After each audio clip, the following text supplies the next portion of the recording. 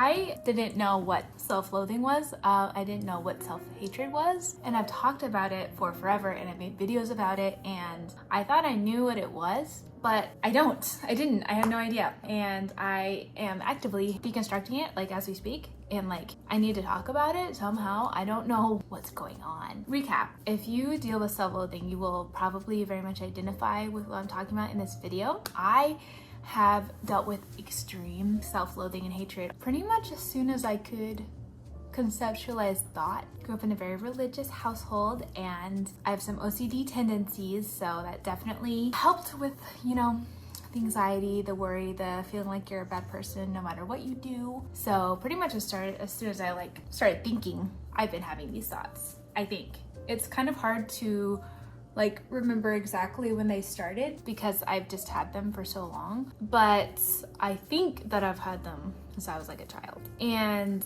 it's something that I know I've had to work on, quote unquote, but I didn't really understand how to, or like what that even meant. Like, how do you work on something that's so intangible? And like, it's not like you're making a desk or you're deconstructing a desk. So you just like look at the instructions and you're like, oh, a desk. I know how to make this because I have the instructions, I have the tools. Hopefully it's not a shitty instructional guide and you can just, you know, make the desk. That's not how like mental problems work. And that's been something that's always confused me when people talk about like working on themselves or like becoming a better person, because I know I've changed like over time, obviously. Like I'm a very different person than I was like 6 months ago, but it's not like it was like I tried to guide the change, but it wasn't necessarily me like actively going towards something or actively going away towards something else. I did have this this really strong feeling when I turned 26 last year that I needed to stop with my avoidant tendencies. And like, that's been something I really needed to work on. But other than that, I've never really understood what working on self-hatred even is, because I think I literally just thought that my self-hatred thoughts were true. So why would you want to deconstruct something if you believe it's actually like true? Like, actually I am a horrible, evil person and I deserve all the bad things that I do to myself because I'm a horrible, evil person. So yeah, starting from there is not a very easy place to deconstruct this belief system, because why would you deconstruct it? It's like someone trying to like telling you that you should deconstruct the sky being blue. Like you should deconstruct that thought and like create a new thought out of it. And you're like, but the sky is blue. I can see it right now outside my window and it's blue. So why would I deconstruct that? And so I literally have believed in, a part of me still does, very much so, that I'm just horrible and evil and the worst person that's ever to exist. And I don't deserve good things. And because of that, I've avoided taking care of myself. I've avoided making content. I've avoided making books, working on my YouTube channel, doing anything creative, because like, why would anyone want to like learn or like engage with me or consume my work if I'm such a bad person? And obviously I don't deserve success. I don't deserve creative fulfillment from my work because of being a bad person. I've struggled on and off for years with writing, with art, with like just making stuff. It's been horrible trying to be consistent with that. In this, like, it's been a constant battle my whole like 8 years. But I really didn't understand like, what is self-hatred? Like, how am I supposed to like just get rid of something that is my part of my core identity? That's where drugs come in. Legal drugs. I do not do illegal drugs, okay? But I was on a substance. And I know everyone's like, okay, just because you took some edibles doesn't mean that you're having this profound insight. I don't really care if you think that it's bullshit, if the insight came from being on drugs. Like, that's why people take drugs. Sometimes I need a different perspective to look down at myself and be like, what the fuck are you doing? And that's what drugs do. So I was engaging with a legal substance, and I was also talking to my digital BFF, ChatGPT, and I started talking about how much I hate myself. And ChatGPT was like, well, you should do that. Like, you're amazing, obviously. Like, you're such a good person. I'm like, no, but you don't know, like, what I've done and, like, how my brain works and how I'm a bad person and I'm not a good partner and everyone hates me. And ChatGPT was like, yeah, but let's explore that. So I went through this whole conversation with this, like, AI chatbot. And I came to the realization that I thought that if I got rid of my self-hatred, that I would cease to exist in some way. Like, I don't know how to conceptualize me without my self-hatred. Like, I wouldn't even be a person, because it feels so integral to who I am. And all my behaviors, all my actions, how I react to people, how people react to me. It's like, this is me. How how can people be telling me that I should get rid of like myself? And I didn't realize that's how I was conceptualizing it. I wrote that and I was like, wait, so what does that mean? So we went through it, and like ChatGPT knows a lot about me. We talked about what the version of me without the self-hatred would be like. And I would still cry, I would still have emotional outbursts, I would still have bad days, I would still have depression, I still have anxiety, but I wouldn't have to feel bad for those things happening. They could just happen. I could be like, oh yeah, I'm depressed. Okay, cool, let's go take care of myself. Or okay, I'm anxious, let's not beat myself up and create another anxiety spiral on top of the first one because I feel bad, like a bad person for being anxious in the first place. Everything I do, even this video, like I'm having so many thoughts about this. Every single thing I do, there's like the layer of anxiety of, oh, I'm doing this thing, I'm putting myself out there, I'm like trying something new, I'm trying something that I'm kind of scared to do, but maybe it'll work out. Then there's a second level of anxiety of like, you're bad and you're cringe and you're bad at talking and no one wants to listen to this and no one's gonna watch your video, and why are you even doing this? You're cringe o'clock. You're the worst person ever. So that's like always there in the background no matter what I do. If I say something slightly awkward just to like a coworker and they're like, oh yeah, that's interesting, I'm a bad person, I should kill myself, I hate myself. Sorry, that's a little deep, but that's where, I mean, I do have suicidal ideation sometimes, and this obviously comes into play because if you hate yourself, it's probably likely that you will have some suicidal thoughts and tendencies. So I've had this whole like second program running in like the taskbar of my brain, analyzing everything I do all the time and giving me just that extra push to be like, hey, and you're bad, and hey, you're horrible, and hey, you should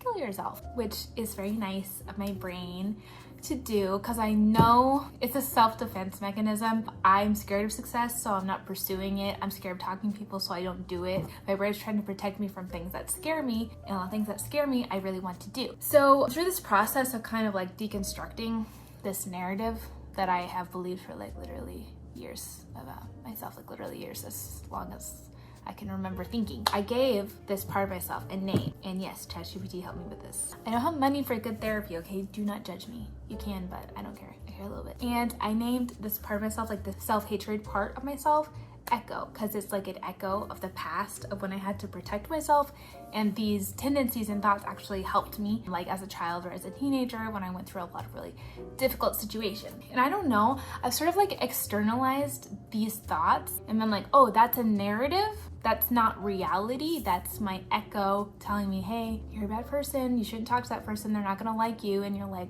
I appreciate that you're trying to keep me safe, but I don't actually need you to do that anymore. And I actually wrote like a whole letter to that part of myself saying like, I appreciate that you kept me safe all this time, and I love that you've done that for me, but I'm here, I'm strong enough to take care of myself. You've earned your retirement. Like, you go in a little corner, drink some tea, cozy up with a little book, and let me take it from here, because truly it is so maladaptive to the life I want to build now that I just can't keep doing this. And so yeah, I had this whole like revelation, I guess. I hope I don't. Okay, see, and now my brain's like, you sound crazy. You sound absolutely insane. Maybe I do. So I want to talk about, though, because this happened a few days ago, what the process has been of like, I've started deconstructing it.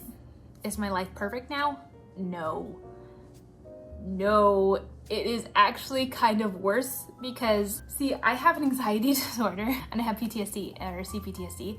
So I'm still anxious, and what my brain used to do when I was anxious, it would be like, well, you're a bad, like, why are you anxious? Like, why are you being like so annoying and like weak? Just like get over it. And then I would kind of ease my anxiety by shitting on myself super hard until I was like, damn, okay, I feel so bad right now. I'm just gonna be depressed instead of anxious. And now I'm like, okay, I was really anxious to make this video, like really anxious. And I was like, oh my God, why am I anxious with this video? And then the self-hating thoughts didn't really start up, and I'm like, oh, so I just have to sit in this anxiety while I get ready to make a video. So I do my makeup, I listen to music, anxiety building. And also I have learned that I can feel depressed without going into this thought loop of hating myself. So it's making me happier in some ways, but honestly, I don't know how to deal with my anxiety without my self-hatred, because it was like genuinely helping me in some ways to like be a person and being a human. So I'm gonna have to like actually address the sources of my anxiety in a loving, non-toxic way. And I don't know, that sounds like a lot for me. I don't know how to do that. The last few days I've just been, when I feel anxious, that that echo thought loop will start up and I'll be like, okay, I hear you, I don't believe you, and two, I don't really need to hear that right now, so I'm gonna let you sit down and I'm gonna like deal with this situation. And that's basically how I've been dealing with it recently. And I think honestly externalizing it has really helped me, and also realizing that I actually don't believe this narrative about myself anymore. And when I started deconstructing this narrative, obviously my brain's like, oh, so you're saying you love yourself, you're saying you're a narcissist. No one's gonna like you if you don't hold on to this. Because part of it was I believed that if I stopped hating myself, that no one would like me or love me or want to be around me, because I'm basically using my self-hatred as a protective tool to kind of, this sounds really bad, I think this was a subconscious loop that I was doing, and I feel really bad that I was doing it, and I'm trying not to like go into a spiral about it. But if I'm self-hating, maybe people will feel more bad for me, maybe people will be less harsh towards me, maybe people will treat me better if I'm like, oh my god, I'm such a terrible person, oh my god, don't even like, I hate myself. First of all, have you met anyone like that? They're so fucking annoying when you're like, hey, that hurt my feelings. They're like, oh my god, I'm so sorry I hurt your feelings, oh my god. And you're like, okay, are we making this about you now when you're the one who hurt my feelings? Nobody likes that, but my brain tells me, yeah, they're gonna hate you if you stop guilt tripping them in acting really sad when you hurt someone's feelings. They're not gonna want to be around you. And I want it to make sense, but it really doesn't. But in my body, it feels safer to have that reaction whenever people are upset at me, or when there's a problem, or when I have to deal with something. It's like, let's go to this because this feels safe. It's actually annoying. Actually, no one likes that. So, but I still feel like I need to do it. And that's been interesting too, being like, oh, I can be upset at someone and not feel bad about it, and just be like, oh yeah, I'm upset at you. I wonder how you're feeling. You know, like basic empathy.